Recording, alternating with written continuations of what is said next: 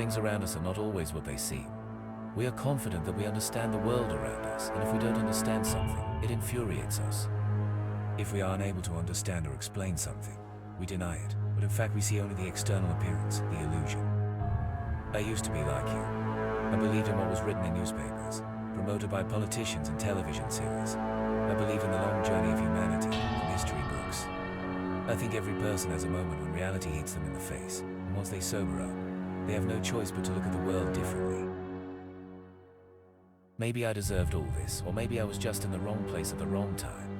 Yes, it's so dishonest, but a person can rarely control anything more than his decisions, receiving another slap in the face from the consequences, because it is impossible to predict all the variable shaping circumstances. And there's no point in being upset. Life is very short. You will never know when God's plan will fall on your head in the form of a broken brick. You will see for yourself pretty soon. A dark green Chevrolet station wagon drives at high speed on I-45 at night, passing a pale green road sign that reads "Welcome to Houston." He is greeted by the bizarre glow of electric city lights covered with a translucent blanket of sticky fog. The wipers creak across the windshield, echoing the sounds of a powerless, muffled struggle coming from the trunk of the car. The involuntary passenger began to twitch, kicked and moaned heart-rendingly earlier than expected. The driver irritably turned up the radio, which rattled in a cheerful, everyday tone.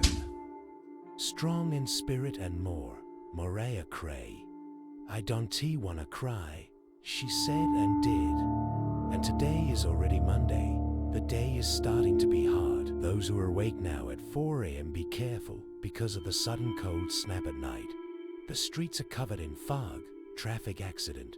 Statistics indicate that more than a third of all the most serious car accidents occur precisely because of it. But still, this is no reason to be sad. Someone is driving quietly. Dear motorists, sooner or later they will reach their destination, which means you need a charge of vivacity and positive energy more than ever.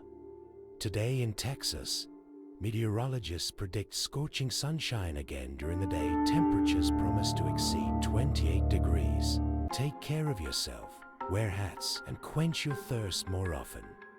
Well, now a track from the new album of this 2-in-5 group, diving for pearls, thinking about things that will never be, and may only good things happen to you. The driver smiled wryly and turned off I-45 onto a quiet, deserted main street. Outside the window are attractions in the city's museum district, the Museum of Fine Arts, reminiscent of a massive grey obelisk hiding among the green crowns of trees. Then the tall bell tower of the Church of St. Paul, built in the style. The area ends at the border of a bridge, which, like a rough concrete line, divides the area into two parts: the overly rich and the squalid poor.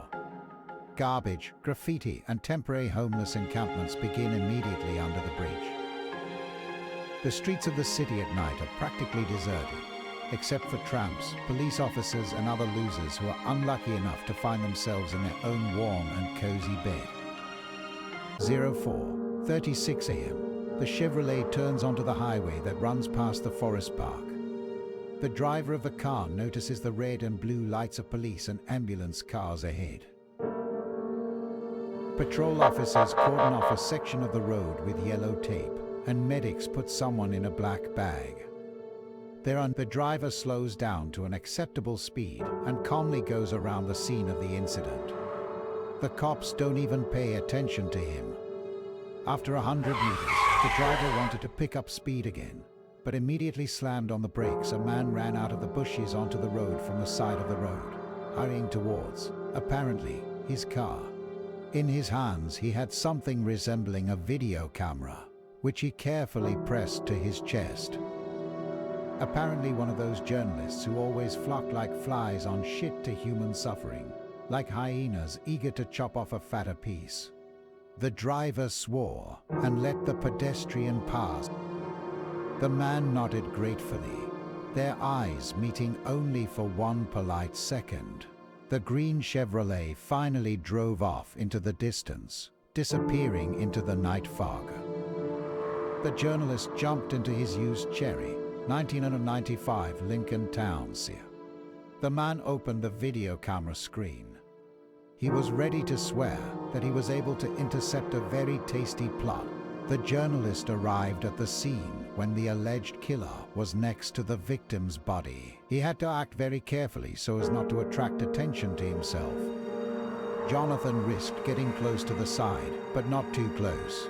He saw with his own eyes how the criminal leaned over the victim, as if studying her. The arriving cops ruined everything. The flashing lights and sirens distracted the reporter, and at that very second, the attacker disappeared in an unknown direction, which the camera should have detected. He rewinded the video and pressed the play button on the case. The camera recorded how he creeps up to the place through the bushes, carefully stepping on the fallen leaves, approaching a dark figure standing away from the lampposts. Noise appeared on the screen, at first single, then more and more, until half of the screen was covered with torn, jumping stripes. Jonathan nervously tapped the camera body and restarted the recording again. The glitch irrevocably devoured the material during filming. He swore in frustration.